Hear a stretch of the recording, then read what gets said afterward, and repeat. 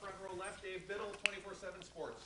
Hi, Ryan. I know you said after the game you weren't sure about the severity of Mayan's injury. How much can you tell us about that? Is it serious? Is it long term? So I think what we got to do is stick to the policy with the injuries. We've kind of gotten loose with that, and that's my fault. I think we got to go back to the availability report. You know that we kind of built our policy last year, and so it's because once I start going down the road with one person, then it goes to somebody else, and I just think that it's the right thing to do to protect the players.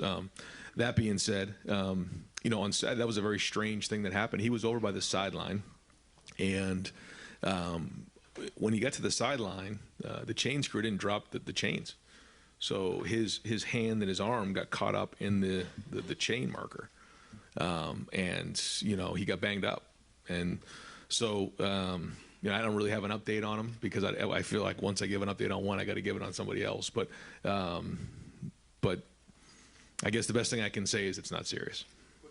On running backs, how obviously winning the game is the most important thing this week. How important is it to get Chip and Dallin some game reps this week if possible? Yeah, I want to get all those guys healthy. I feel like when Mayan's been out, Trey's kind of been out, and vice versa, and so we're looking for a full group in that unit because we're going to need these guys here down the stretch in November. So, they've done some good things, but, we're going to need them all. And to your point, it'd be really nice to get, Dallin and Chip out in the field and get them some work as well. But they've been practicing well, and they deserve to get on the field. But I'm looking forward to having all those guys ready to roll for us. Brian, can I interrupt you real quick just to follow up on that? Are they supposed to drop the chains there? Was there something that didn't happen correctly with the chain gang? Yeah. Anytime somebody goes over there, they're there to drop the chain. So, and they put mine in a tough spot there. Yeah. Over here to the right, Don Sperry, WBNS, NTV. Coach, the first playoff ranking comes out tonight. Will you watch it? Do you think the Buckeyes should be in the top four? I will not watch it. I'll be at practice, and if I'm not at practice, we'll be watching the film, getting ready for Northwestern. Do I think we deserve to be in the top four? Absolutely. Do I think it matters all that much right now? No. What matters is beating Northwestern. Deep right, Jeremy Birmingham, Rivals. Ryan, forgive me if I stumble through this. I'm trying to word it correctly, but how much during the course of a game like Saturday do you, as far as play calling goes, have to measure what you need to do to win the game that you're in versus what you want to accomplish and be ready for potentially bigger games and season goals later? Yeah, when you go to Penn State, the number one goal is to win the game. That's it, period. And very, impressed with just how well we took care of the ball in that game. When you win the turnover battle 4-0 in a game like that, your chances of winning schematically go through the roof, and that's our plan to win. And when you're in those matchup games, we focus on three things. One, play great defense. How do you play great defense? You run the football and stop the run. Two, the turnover battle. And three is scoring touchdowns in a red zone. Four is special teams and winning the special teams battle. So there were some areas I thought we did a really good job of. Some other ones that we got to clean up. But no, I mean, when you take care of the ball the way we did and then turned it on in the fourth quarter, I thought that was excellent. There's some things certainly we want to clean up and do better, absolutely. And at the end of the day, it comes down to execution. And we've got to do a better job of that. And, we know that if we want to get to where we need to go in terms of our goals, then we'll have to keep building on that. But again, like you said, I think you have to measure, when you're in a game like that, the amount of risk. You can say, well, throw it every down, and then the ball gets tipped, and all it takes is a couple turnovers, and as you can see, what happens. So, when it's time to put the pedal to the metal like we did, I thought we did a great job of that, and so we just keep growing and keep building. Fifth row right, Spencer Holbrook, Letterman row. Ryan, along those same lines, I think you guys were 100% run and pistol and under centered. How do you balance doing what you guys do and doing it well versus making sure that you're not showing too many tendencies or tipping your hands? Well, I think when we were in the pistol 5 times, and 4 out of those 5 were efficient runs. So we were efficient 80% of the time in pistol runs. So I think the question probably is, why don't we run the ball more in the pistol? Third row, right, Cameron T. Robinson, the Athletic. Off that, it looked like you guys ran the ball pretty well in the second half, even taking away Travion big run. I mean, Mitch had to get burned at the end. You guys were a little bit more successful then. Was it something that changed in that second half compared to that first half? I think we got into the rhythm of the game. I think anytime you're in a game like that, there's a feeling of you want to wear the opponent down, and I think we got that going, and I think we got some tempo going, and I think you felt that a little bit in that game, you know. And I kind of felt that the week before too in the Iowa game. You know, it was those. Listen, these are good Big Ten defenses that make you work and challenge you and stop the run, and you know, we're not all of a sudden just going to go pass happy. We're not doing that. You know, we're going to be balanced, and when it's time to go, we go. But you know, when you're playing with a good defense too, it's a different feel as well. You know, you're in these matchup games, and no, I felt like, you know, in the fourth quarter there, if it kept going, we could have kept going too. You know, it would have been that way. And when you look at the games against Penn State over the years, it's kind of played out that way. You know, where we really, you know, won the game in the fourth quarter. So. That was the recipe. That was what we talked about going into the game. We had an idea it would be just like that, and that's the way it turned out. Trevor Wright, Austin Ward, Rivals, 97.1 The Fan. Right. It seems from the outside like your team has done a good job of taking that win the moment mentality and not taking anything for granted. So I know that what the answer is to this really, the next 3 weeks are not the toughest games on your schedule, and you know what's at the fourth week there. Mm-hmm. You have other distractions with playoff and all that stuff coming out now. Like, do you change at all? Are you going to discuss 1 week at a time more? How do you manage this stretch when you know it's not as significant necessarily as November 26th? Yeah, well, I think the first thing is that we've always said it's about us. So why does that change this week? It doesn't matter. Last week going into Penn State, it was about us. It was about our preparation. I think that's the first thing. So if that's the case, then let's just focus on us and getting better. I think the second thing is, you know, you have to continue to do what you're doing and get better every week. If you don't, not only do you show weakness, but you set yourself up for problems down the road.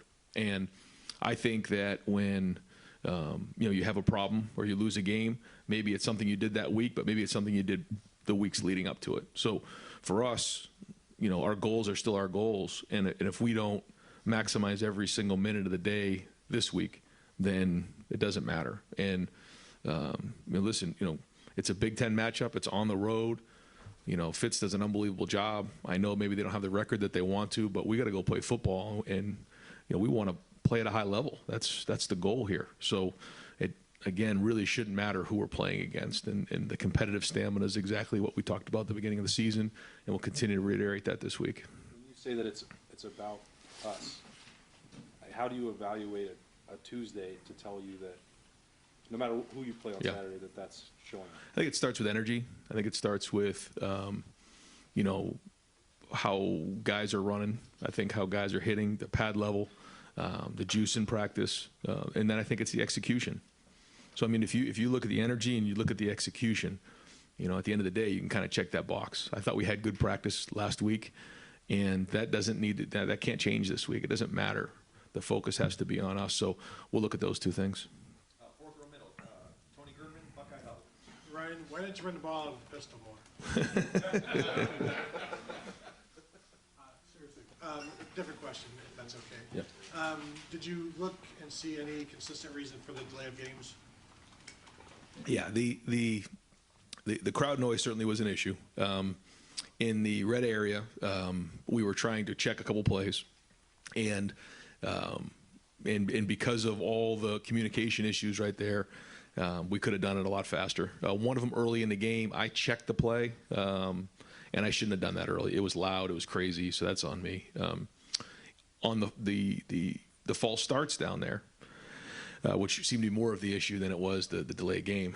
What was happening was, you know, we were tapping the center once we were ready, and then Luke would give the indicator, and then we'd snap the ball. Well, on both of those plays, the nose guard jumped off sides. Well, Cade Stover's looking down at the ball to see when he's going to, you know, go block the linebacker who's blitzing off the edge in a zero pressure. So he's looking in at the ball, but he's got to go block this guy coming off the edge in a zero pressure in this type of environment. And both times when that guy jumped into the neutral zone, he jumped.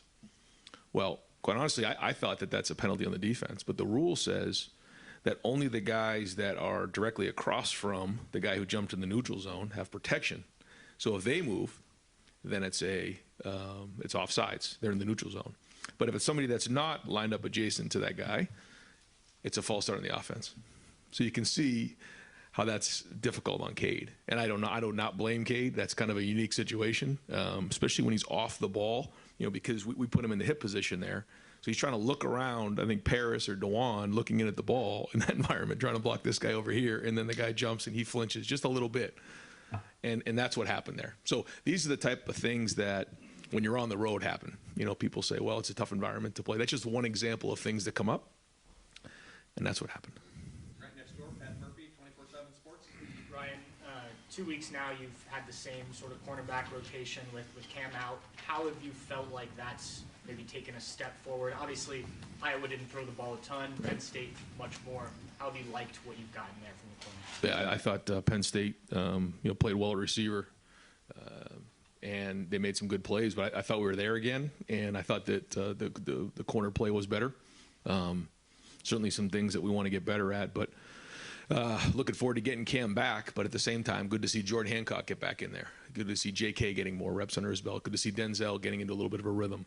There's certain things that we got to get better at, but they're starting to get to play more and more, and that was really the first full game we've played on defense. Even the Notre Dame game, I think, was under 50 plays. So great to see all those guys get a bunch of reps. And the more they play, the better they're going to be.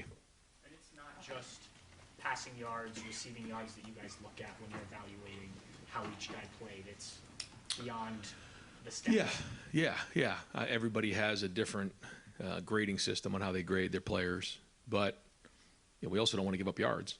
So, yeah, that's something we look at, too. We're proud in what we do. But yeah, if you're there and a guy makes an amazing catch, you get a minus. If you're there and you get beat by 2 steps and a guy drops it, you still get a minus, So you have to make the play. And so I think if that's what you mean, like in terms of yards or what's going on in the game, yeah, we still grade it according to what we see. Right next door, Andy Anders, Buckeye Sports Bulletin. Yes, Ryan, it seems like some of the more outside hitting runs were a bit more efficient in the start of the year.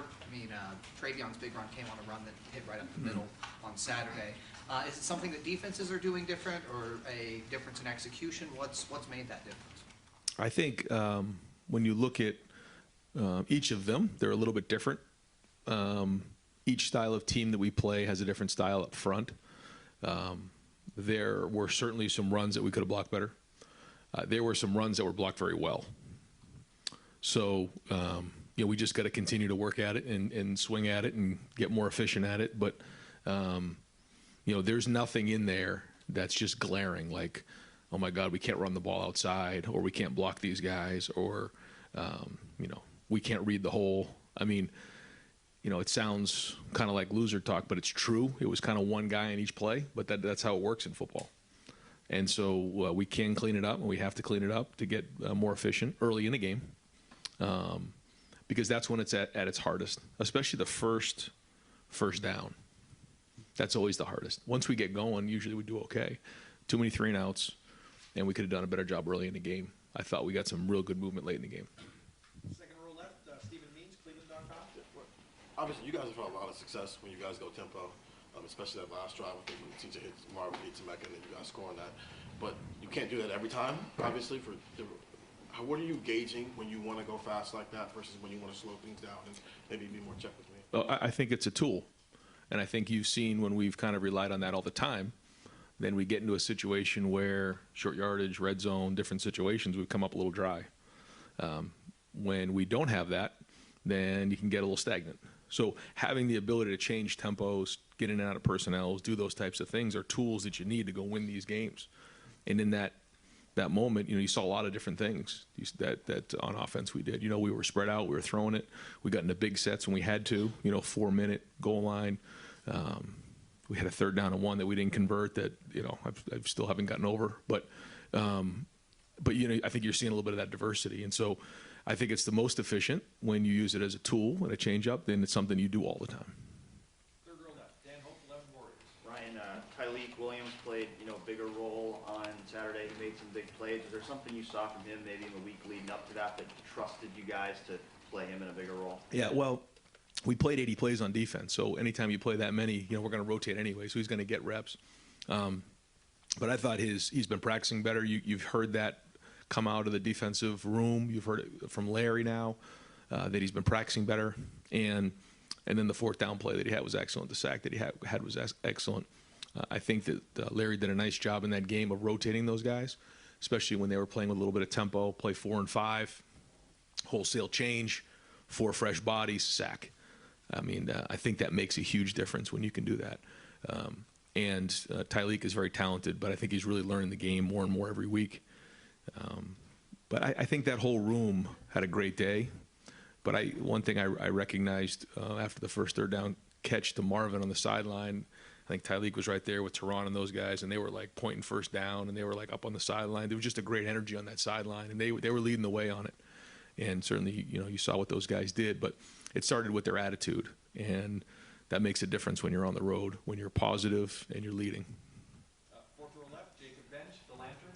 Yeah, hey Ryan, I wanted to ask you a little bit of a non-football question. Just with November now, campus gets busy with election season and whatnot. Just how often do you see your players maybe nowadays be politically aware, maybe use their platforms? I'm not sure how often NIL maybe plays a part in it, but how often do you see your players maybe get politically active? I think it happened more, during the presidential election than it did, in between. And I think maybe more in the off season than during the season. But our guys are very educated and they have strong opinions. But I think the thing that's great about the game of football is you have guys in that room from all kinds of different backgrounds. You have guys from the islands. You have guys from different parts of the world, Australia, Germany, Seattle, the West Coast, East Coast, Texas, Florida. You got guys from the farm. You got guys from inner city. You got guys from country clubs, all over the place. But they're all in that room together with all kinds of different backgrounds. But I think the thing that I've really learned to appreciate is they really do appreciate where other guys are coming from, whether it's political beliefs or just backgrounds in general. And they do share. And I think it's neat. I think that's what's special about the game of football. Deep left, Justin Holbrook, WCMH. Going back to Cade, you mentioned him picking up the 0 block for pass. He did a double block with Travion's touchdown, and he was rewarded with the touchdown. I know that's the goal of the tight end to do all 3, but to see him do all 3 and do it well, even after a couple of missed bubble screen blocks, what does that show about him and his season that he's had? Listen, Cade, it was unbelievable on Saturday, and you saw his play. I think he had 78 yards catching. He had the touchdown, but his blocking on the touchdown, I mean, he took 2 guys, like you said, on the backside of that zone play. But it was his leadership on the sideline. I mean, he never wavered. He was right there. He's been like that all along. And, for us to get that turnover with JT, come back, throw it to him, and then him break those tackles, it was just kind of one of those things where you're like, okay, this all makes sense right now because he deserved that moment after all the hard work that he's been through. And he does a lot of the dirty work the tight ends do. He embraces that. But he has a lot of versatility, and it's making him more and more valuable every day. And he's become more and more of a weapon. I thought he was a mismatch against a linebacker in that game. And I think CJ found that matchup several times. So, he's blocking at a high level and running routes at a high level. And like you said, he can protect. So you can do those 3 things. Any team in America is going to want you. Deep left, Brendan Blewett, Buckeyes Now. Coach, I'm thinking back to the last 3 games that were tight in the fourth quarter. Obviously, Penn State, Notre Dame, and Utah. And CJ's performances in the fourth quarter of those games, I mean, not only has he not turned the ball over, he's hardly thrown an incomplete pass. Is there something about the way when you watch him during the course of a game, like, does he have a different look in his eye? How does he lock in for big moments when the spotlight's the brightest because he seems to perform well? Every game is its own season. Every game is its own story. And here, not every game's the same. What I mean by that is, there's games where, our guys aren't playing in the fourth quarter. It's just the way it is. Not that we prepare for that, but that happens that way. Then there's games where we know it's going to be a 4-quarter battle all the way to the end, and, we got to play that way. And I think for CJ, understanding that the number one thing is winning is something in the offseason that he's embraced. And that doesn't mean throwing for X number of yards, although it happens naturally. He ended up throwing for 350-something yards. What was he, 26 of 33, and played unbelievable in the fourth quarter. But I mean, he took care of the football.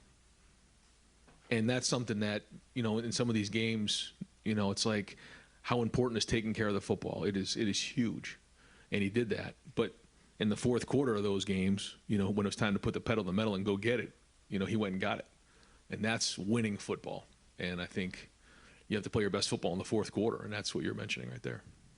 Far left, Nathan Baird, Cleveland.com. When Chip was first repping just a little bit at running back in the preseason, I think you used the term emergency to describe his role as a potential running back then. Obviously, he's been in that room now for a couple weeks. So where is he now in relation to if you needed a second running back? Where are he and Dallin, or what do you think you can get out of him as a running back? Yeah, he's a running back full time as of now, and he's learned the offense. So he was ready to go in the game on Saturday if we needed him. But I think even after one more week of preparation, he'll be more ready. So he and Dallin will be prepared to play in the game. Second row left, Steve Hellwagen, 24/7 Sports. Yeah, Coach, I want to ask you about two of the themes you've talked about almost every week: competitive stamina. That game decided well after 3 hours had been played already, in the last 30 minutes that you're out there. And then complimentary football, getting those turnovers and punching them in. Did that game reinforce kind of those two themes and just what you preach to your players, I guess? Yeah, and that's what winning football and games like that takes. We can't lose focus on that, because as we get into these games in November, we're going to need all three phases. It doesn't matter if you get X number of yards or hold them to X number of yards. What matters is that you win the game. And what does it take to win the game? And we talked about the plan to win, and that's our focus. But yeah, the competitive stamina part of it is something that we can't take the pedal off the metal, and we got to roll, and we got to get better every week, and we got to embrace every single week that way. And every once in a while, you just got to remind our guys and remind everybody in the building of what's at stake, and what happens when you don't show up on Saturday. And these guys, I say it all the time, are still 18, 19, 20, 21-year-old guys. Some of them are 22, I guess. Maybe there's a 23 mixed in. But that's just the way, we have to go. And you have to remind yourself every now and again, because this is the most competitive environment there is in the world. And every time you're on that field, they're trying to take you out and take what's yours. So you have to approach every day that way. And so, yeah, I think that's a big part of it. And then, like you said, the complementary football, we need all three phases. Even in special teams this week, we asked some guys to play on special teams. Some guys who hadn't typically been on special teams did. And so, there wasn't anything specific that happened there, that I guess won or lost the game, but overall it was solid. Front row middle, Joey Kaufman, Columbus Dispatch. Ryan, you mentioned Denzel Corner getting into more of a rhythm lately. What are the things that are standing out to you that he's doing on film? Well, I think the first thing is he's practicing consistently. He's playing every play at a high level. You don't, when you have an injury like that, it takes you out for a little while. You have to get yourself back into playing shape, and I think he's doing that. And I think his feet are moving well. I think he's covering. I think he's, now has, I guess for him probably 6 games or so under his belt playing in the system. So I think when you add all those things up, you're starting to see him get better and better. Far right, Kellyanne Stitz, WSYX. Hey, Coach, there's a lot of excitement and emotion from you revealing that JT was the Big Ten Defensive Player of the Week yesterday. Can you talk about that moment and the camaraderie within this group? Yeah, that just kind of happened organically. We do our champions meeting every Sunday. We go through the things that we talk about that are important on offense, defense, and special teams on a Tuesday, which we'll be doing here at 2:30. We review that to see if those things get done. We go through the plan to win to see, what we did in the plan to win, what we need to do better at. And then we recognize those who are champions. And it's a big deal to grade out a champion. It's a huge deal. There's so much that goes in to getting on that field and grading over 80% to be a champion. And so when we call out each guy, everybody in that room is clapping. And if they're not, it's a big deal. So there's a lot of energy in the room. But when it got to JT as player of the game on defense, that was the longest list I think we would ever had. So I took a deep breath, and then the guys really like it when there's a list of things that they have done in that game. And so, we were just going through it, and the guys were into it, and you could just feel it getting bigger and bigger and bigger, and it was just one of those things, and the guys went nuts. And certainly, one of the most historic games, I guess, in college football. I guess that's not an exaggeration to say that because of what he did. So it deserved that type of excitement. Right next door, Clay Hall, WSYX. Are you still hopeful JSN could play for you this season, including the postseason? Absolutely. You are. Yes. If he can't go, given the productivity of what you have now, can you achieve your goals without him? I think we can. But at the same time, we'd love to have him back, as I'm sure you can imagine. But, this team is working hard, and, that's why we build depth, because you just don't know. And I'm sure that there's more adversity coming our way. So, we're going to rely on our leadership, and we're into November now. So you just never know what's coming. And I think we've built up some hardness to us, and we got to keep building on that as well. Second on the right, Bill Landis, Rivals. Ryan, we've talked to you a few times about how sometimes you have to separate result from process. And you said, you ran the ball every time out of pistol, 4 or 5 were efficient.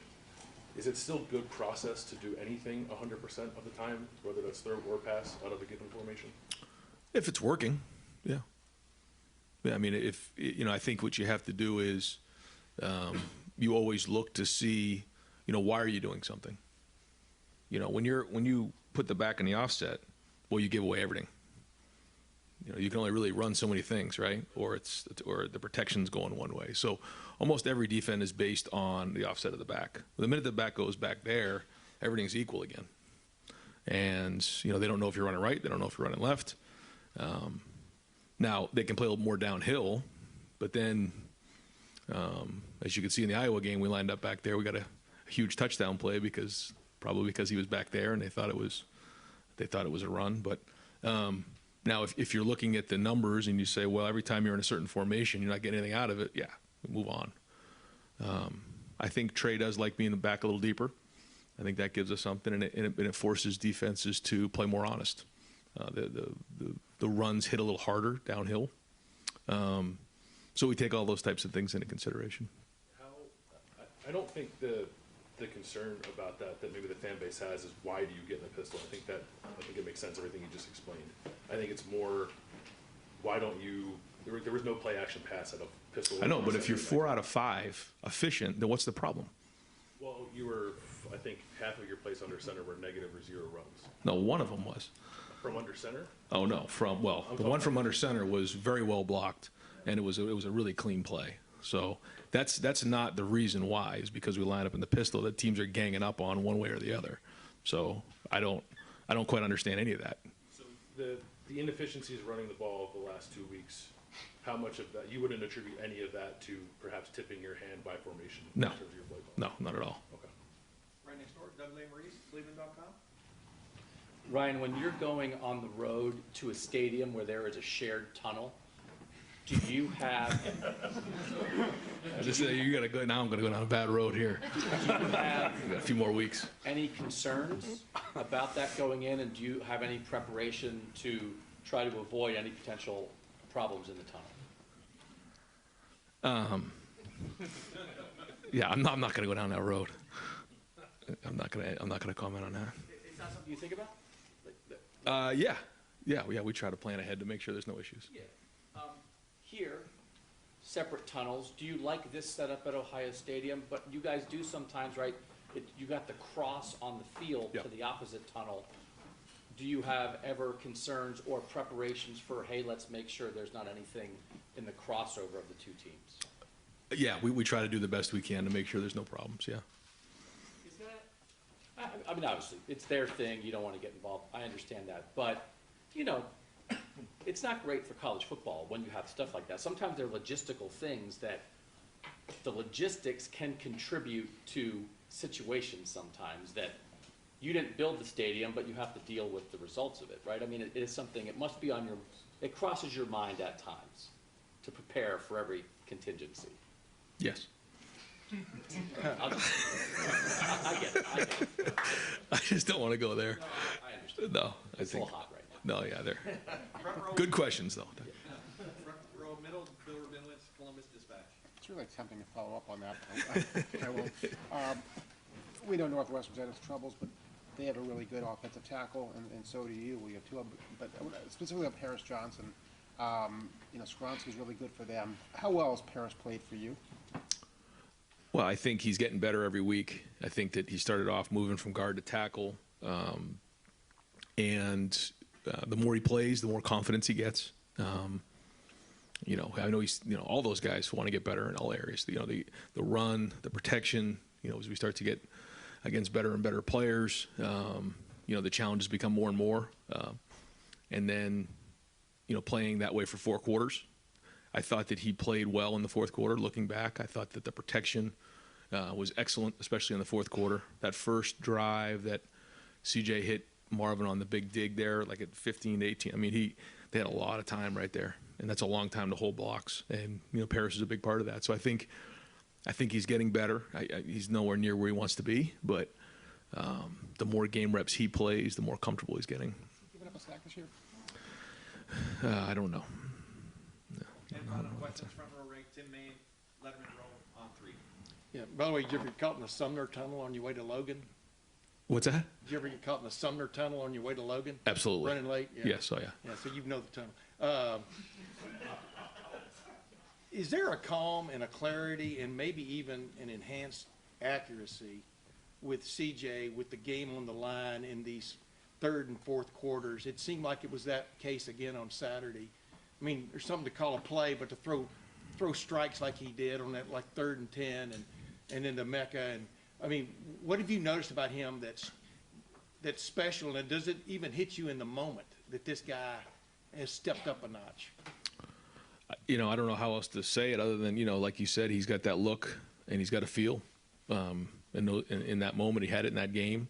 You know, I don't think, you know, he's done anything extraordinary, but that's something that I studied for a long time a few years ago. Is like, you know, when they say guys are playing clutch, they're not all of a sudden playing better than their best. They're just being, you know, you think about Michael Jordan, LeBron James, Reggie Jackson, you know, the whole Roy Hobbs myth and all that stuff. It was people all of a sudden just don't do superhuman things in those moments. What they do is they go back to their level of training.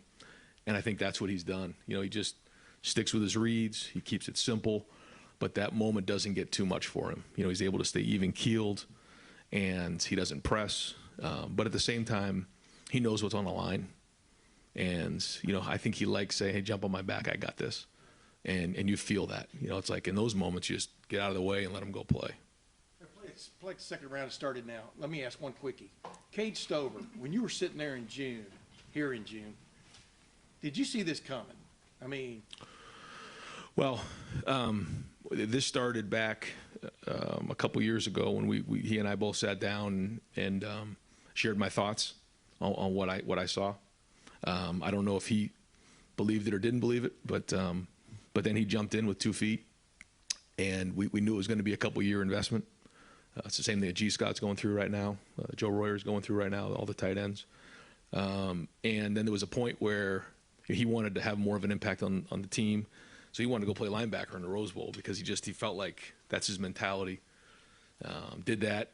And I thought he brought a level of an edge to that whole bowl practice because he was there. And then you know, he had to embrace doing that same thing on the offensive side. Because on defense, you just feel like you can be a little bit more of, you know, your inner self over there. But he then took that approach to offense, and now you're seeing what he can do. He was a very good basketball player in high school, very good athlete, tough, and now all the time he put in is now paying off, and you're seeing the best version of Cade. And it's yeah. Did I know he would be like this? No, but I didn't have any expectations either. But I knew what he could be, and yeah, he's a special player. Coach, thank you very much. Thanks, guys.